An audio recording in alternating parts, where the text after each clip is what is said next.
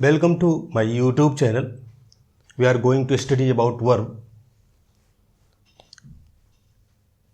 and all the best, my dear students. आज हम verb के बारे में पढ़ेंगे। लोग पूछते हैं कि वर्ब कितने प्रकार का होता है, तो हर आदमी बताता है ट्रांसिटिव और इंट्रांसिटिव। बट आज हम लोग इस चार्ट के माध्यम से ये जानेंगे कि वर्ब क्या है। यदि कोई पूछता है आपसे कि पार्ट्स ऑफ स्पीच में which is essential word of the part of speech, तो आप यही बताएंगे कि essential word of the part of speech verb है। इसी के बारे में अगर आपको वर्ब समझ में आ गई तो कोई भी, चाहे कॉमन एरर हो, चाहे वो कंप्लीशन हो, चाहे जो भी हो, चाहे कम सेंटेंस कोई भी हो, सब कुछ समझ में आ जाएगा इसी के थ्रू। तो वर्ब हमारा पहले तो फाइनाइट वर्ब और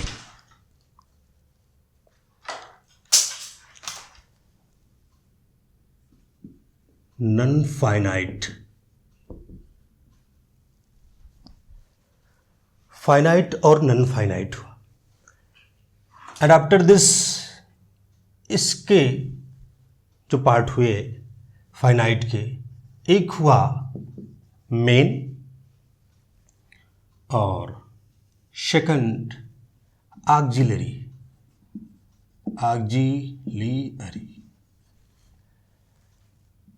और अब मेन के पार्ट देखते हैं।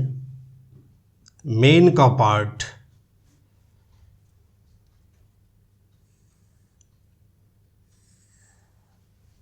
एक ट्रांसिटिव है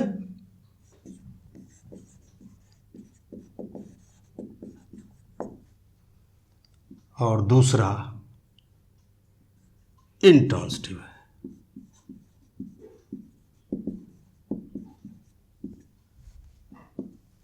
ट्रांसिटिव और इंट्रांसिटिव। अब आते हैं हम लोग ऑक्सिलरी वर्ब में। ऑक्सिलरी वर्ब के पार्ट में देखें तो तीन पार्ट इसमें भी निकलता है। एक होता है primary,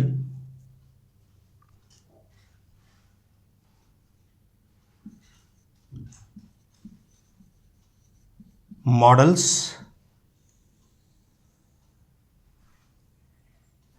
and marginal.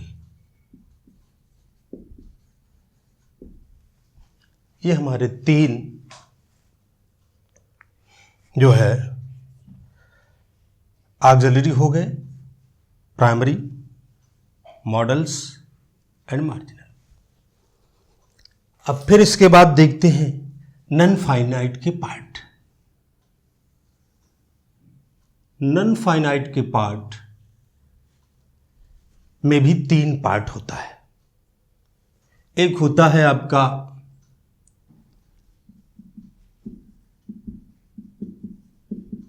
Infinitive, gerund and participle.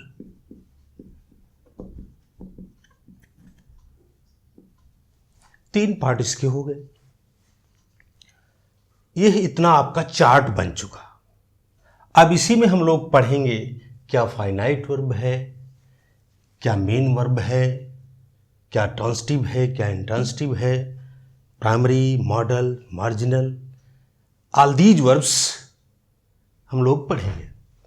Non finite में इन्फिनिटिव, जीरंड एंड पार्टिसिपल। अब पार्टिसिपल में भी तीन पार्ट हो गया। एक तो होता है प्रेजेंट पार्टिसिपल, दूसरा past participle, third perfect participle.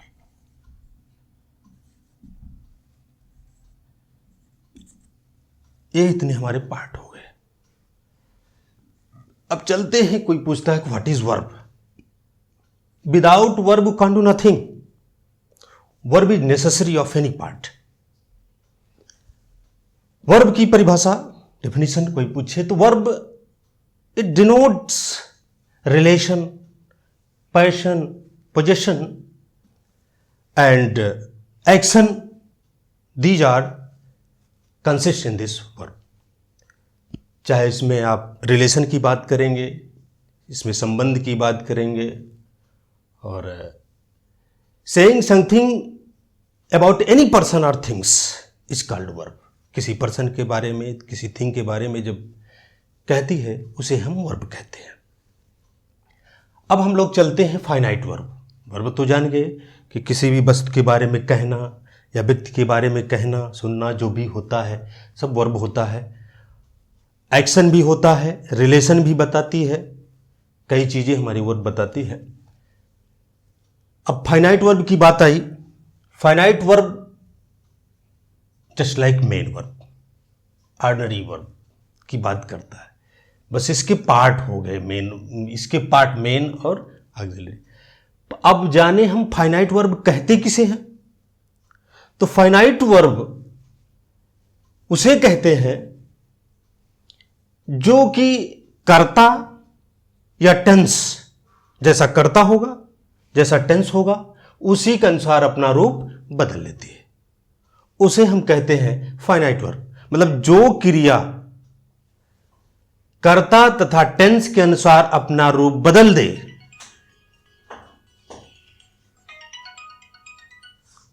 That is called finite verb. अब इसके अगर एग्जाम्पल हम देखना चाहें तो जैसे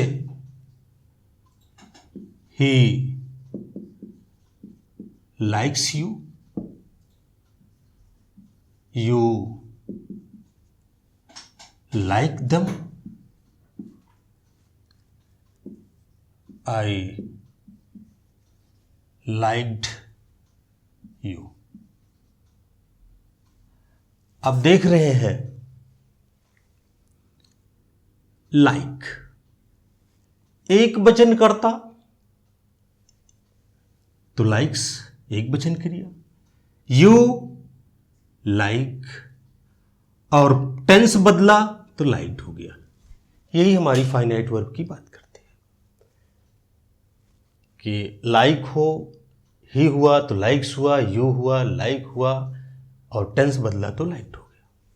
इसी को हम फाइनाइट वर्ब कहते हैं। अब हम लोग चलते हैं मेन वर्ब में, और जब हम मेन वर्ब में चलते हैं तो इसमें दो पार्ट आता है, एक ट्रांसिटिव होता है, एक इंट्रांसिटिव होता है, दो होते हैं। अब यही हम समझेंगे कि ट्रांसिटिव वर्ब क्या है और इंट्रांसिटिव वर्ब क्या है। देखते हैं। ट्रांसिटिव वर्ब यदि क्रिया के साथ कर्म लगा हो, that is called transitive verb, जिसको हिंदी में कहते हैं सकर्मक। सकर्मक मतलब कर्म, उसमें कर्म सहित जो वर्ब यूज हो उसे हम सकर्मक कहते हैं। और इंट्रांसिटिव वर्ब अकर्मक,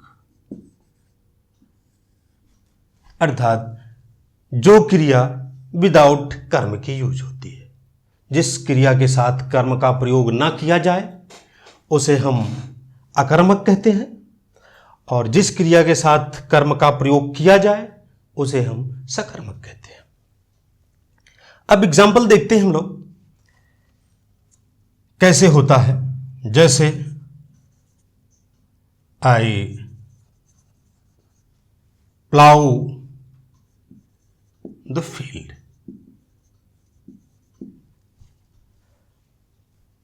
अब ये वर्ब हुआ। अब हम वर्ब से पूछेंगे आपने जो काम किया वो किस पर किया, तो हमें सवाल पैदा, हमें आंसर मिलता है कि द फील्ड।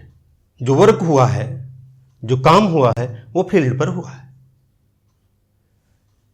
तो ये हो गया आपका सकर्मक, ये वर्ब हो गई और ये ऑब्जेक्ट हो गया। मतलब जिस क्रिया के साथ कर्म लगा हो उसे हम सकर्मक कहते हैं। अगर हम इसी को यहां लिख दें, आई प्लाऊ, अब इसके साथ कर्म नहीं लगा है, केवल क्रिया है। तो जिस क्रिया के साथ कर्म ना लगा हो वो अकर्मक, और जिस क्रिया के साथ कर्म लगा हो सकर्मक। इतनी बात समझ में आई। अब चलते हैं हम लोग ऑक्सिलरी वर्ब में। ऑक्सिलरी वर्ब के 3 पार्ट हो गए, एक प्राइमरी, एक मॉडल्स, एक मार्जिनल। प्राइमरी के पार्ट में कौन कौन होता है उसको देख ले। तो प्राइमरी में as, are, M,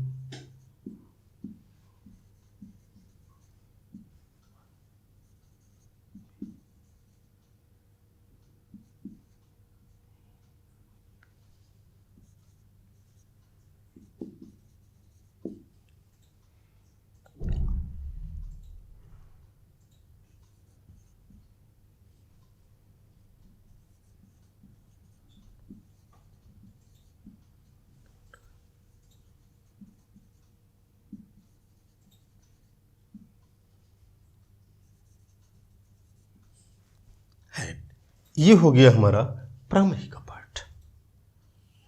as, are, am, was, were, be, been, being, do, does, did, have, has, had, ये प्राइमरी के पार्ट हो गए हमारे। अब हम चलते हैं मॉडल्स में। मॉडल वर्ब कहते किसे हैं? This is depend on moods, यह मूड पर डिपेंड होता है, इसे हम मूडी वर्ब भी कहते हैं। Which verb depend on moods is called modals. Modals हमारे जैसे सेल है,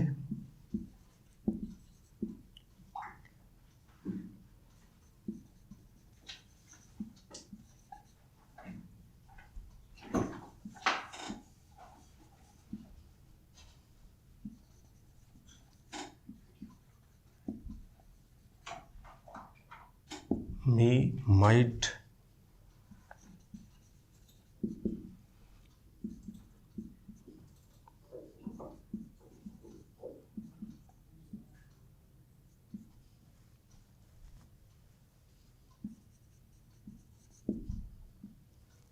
ये सब हमारे मॉडल्स वर्ब हो गए। अब हम लोग चलते हैं मार्जिनल में। जब ये दोनों का काम करे, जो क्रिया मेन वर्ब और हेल्पिंग वर्ब दोनों का काम करे, उसे हम मार्जिनल कहते हैं। इसे सेमी मॉडल भी कहा जाता है, अर्थात ये दोनों में यूज हो जाता है, मेन वर्ब में भी और ऑक्सिलरी वर्ब में भी। अब यूज हम कैसे करते हैं, कौन सी क्रिया है जो यूज की जाती है? तो एक है नीड, डेयर और यूज टू भी यूज किया जाता है। टोटल हमारे पास 27 सहायक क्रियाएं होती हैं। ये हम काउंट करेंगे तो टोटल 27 सहायक क्रियाओं के द्वारा सारे सेंटेंस बनाए जाते हैं, वो चाहे जिस तरह का हो। यही हमें समझ में अगर आ गया प्राइमरी, मॉडल्स, मार्जिनल, तो हमारे सेंटेंस जो कॉमन एरर होते हैं वो हमारे समझ में आ जाए। एक चार्ट अभी हम आप लोगों को समझा रहे हैं, इसका डिटेल फिर दूसरी वीडियो में होगी।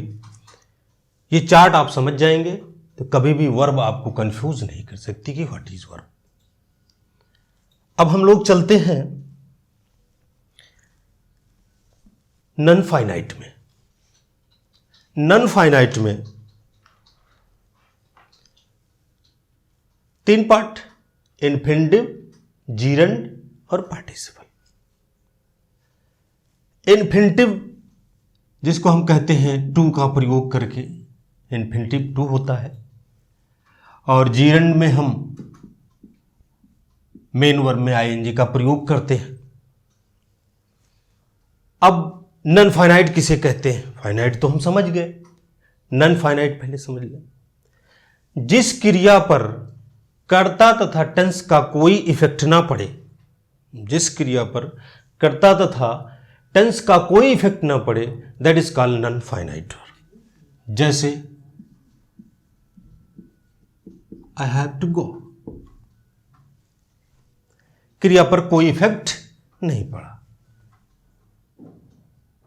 बस टू गो, मुझे जाना है, मुझे पढ़ना है, ऑल दीज वर्ड्स। अब आते हैं इस पार्ट में इन्फिनिटिव के। तो इन्फिनिटिव में हम देखते हैं कि जो मुख्य क्रिया है, जो मेन वर्ब है, जो ऑर्डिनरी वर्ब है, उसको उस मुख्य क्रिया के पहले टू का प्रयोग कर देते हैं। ये सब्जेक्ट का भी काम करता है, ऑब्जेक्ट का भी काम करते हैं। कई रूपों में इनका प्रयोग किया जाता है, फिलहाल दूसरे पार्ट में हम लोग पढ़ेंगे। जैसे टू हो गया, अब इसके बाद हम मुख्य क्रिया का प्रयोग कर देते हैं। आप लोगों ने देखा होगा, to smoke is injurious to health.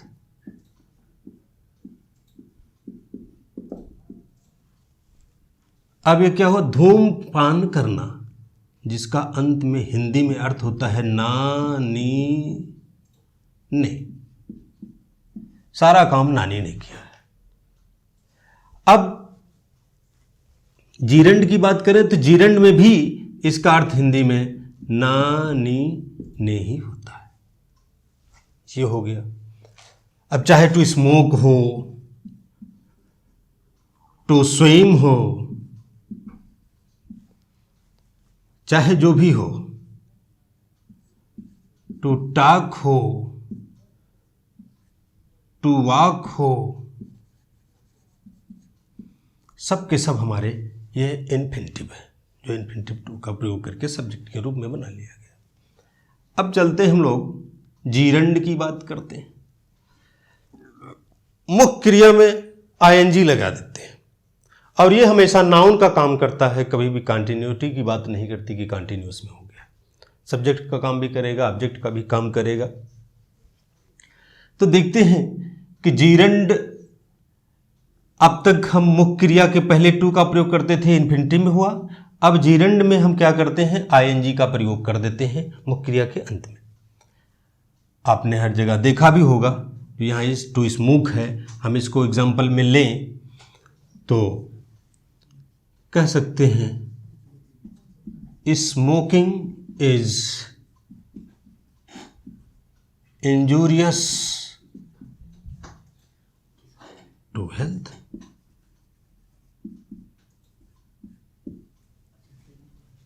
अब यहां हमारा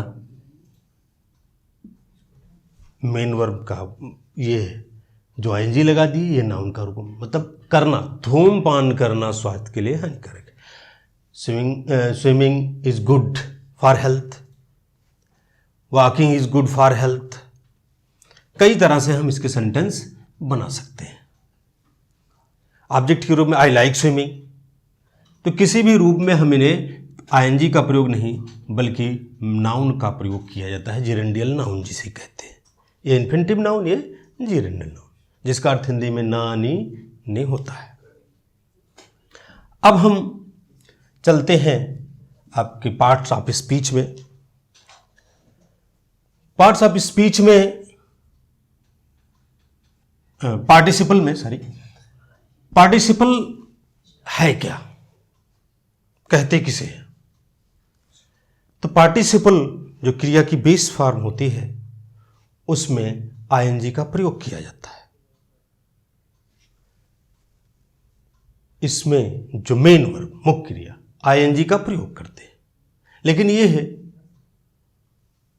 एडजेक्टिव का काम करेगा, वर्ब का काम करेगा, नाउन का काम नहीं करेगा। ऐसे हम कहें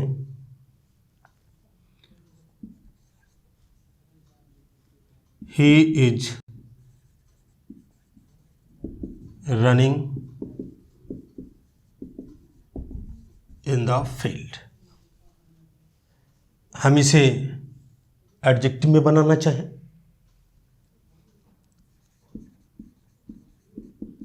running boy is my friend. अब यहाँ रनिंग ये नाउन है, इसकी विशेषता की जो दौड़ता हुआ लड़का है वो क्या है, मेरा मित्र है। तो running boy is my friend, ये हो गया नाउन, ये आपका एडजेक्टिव हो गया। तो ये हो गया पार्टिसिपल की बात। अब पार्टिसिपल के जो ये तीनों पार्ट हैं इसको हम देखें तो प्रेजेंट पार्टिसिपल क्रिया की बेस फॉर्म में एनजी लगा ही। अब इसमें होता है कि एक कार्य समाप्त नहीं होता, दूसरा स्टार्ट हो जाता है, और जब एक कार्य समाप्त ना हो दूसरा स्टार्ट हो जाए उसे हम प्रेजेंट पार्टिसिपल कहते हैं। जैसे शेर को देखते ही हम भाग गए, चोर को देखते ही सिपाही भाग जाए। अब देखिए कि यहां काम देखने का नहीं हुआ, भागने का स्टार्ट हो गया। चाहे चोर को देख के सिपाही भागे, चाहे सिपाही को देख के चोर भागे, लेकिन भागने का काम स्टार्ट हो गया, देखा नहीं, स्टार्ट हो गया। That is called present participle, जिसमें आप आईएनजी का प्रयोग करते हैं। ये seeing the lion we ran away, शेर को देखते ही हम भाग गए। पास्ट पार्टिसिपल, इसमें क्रिया की थर्ड फॉर्म लगाई जाती है। देखने में लग रहा है कि पास्ट मतलब सेकंड, इसमें थर्ड फॉर्म लगाई जाती है। इस पार्टिसिपल में जो क्रिया कार्य का समाप्त होना प्रकट करे उसे हम पास्ट पार्टिसिपल कहते हैं। इसमें काम का समाप्त होना प्रकट होता है, काम समाप्त हो गया। जैसे टूटी हुई चेयर, अब अगर आपने देखा तो I saw a broken chair, I read torn book. तो इस तरह से कि काम, बुक कैसी थी, फटी हुई। काम का समाप्त होना, जो क्रिया काम का समाप्त होना प्रकट करे उसे हम पास्ट पार्टिसिपल कहते हैं, और इसमें हम थर्ड फॉर्म का प्रयोग करते हैं, क्रिया की थर्ड फॉर्म। अब परफेक्ट पार्टिसिपल की बात आई।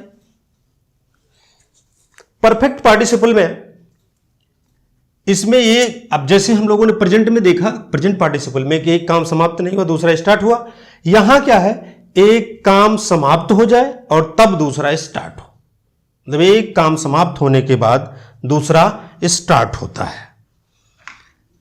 तो हम देखते हैं इसमें हम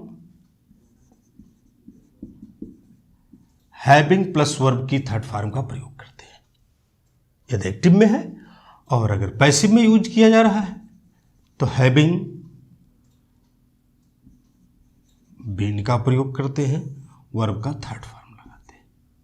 ये हमारा फार्मूला हुआ, पार्टिसिपल की बात हुई।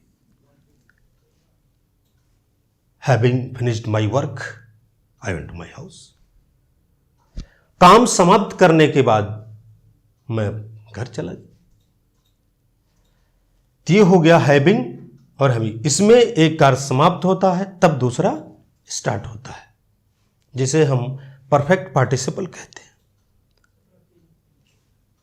एक बार रिपीट कर देते हैं कि फाइनाइट वर्ब जो कर्ता और क्रिया के ऊपर इफेक्ट डाले उसे हम फाइनाइट वर्ब कहते हैं। मेन वर्ब जिस क्रिया के साथ कर्म लगा हो सकर्मक, जिस क्रिया के साथ कर्म ना लगा हो अकर्मक। ऑक्सिलरी वर्ब में प्राइमरी, मॉडल्स एंड मार्जिनल, जिसमें मोस्ट इंपॉर्टेंट मॉडल्स में ही हम लोग बोलने का काम करते हैं स्पीच में। शैल, विल,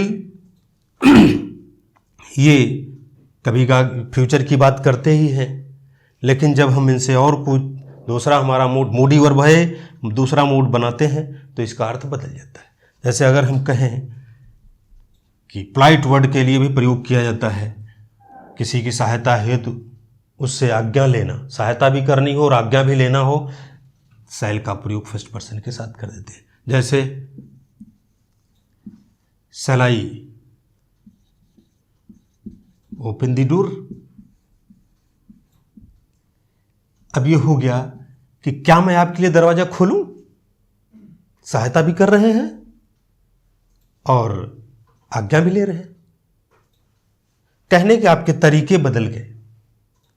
कहने के तो may I help, may I open the door, कई तरीके से आप कह सकते हैं, बट ये आपको हाउ टू अट्रैक्ट एनीबडी, कैसे अट्रैक्ट करना है, ये सब वर्ड बोलने से लगेगा कि आप कुछ अंग्रेजी जानते हैं। और अब विल की बात आई, शुड की बात आई, वुड की बात आई, या मे माइट की बात आई, कुड की बात आई। ये सब हमारे, यदि हम ऐसा कार्य करने जा रहे हैं कि जो कार्य मैं आपको सौंपूं और वो काम ना हो, अर्थात रिजल्ट हमारा निगेटिव में हो, इनके साथ हम परफेक्ट का, प्रेजेंट परफेक्ट का प्रयोग करते हैं, अर्थात हैव का प्रयोग करते हैं, तो हमारा जो काम होना था वो काम नहीं हुआ। जैसे हम कहें कि स्मृति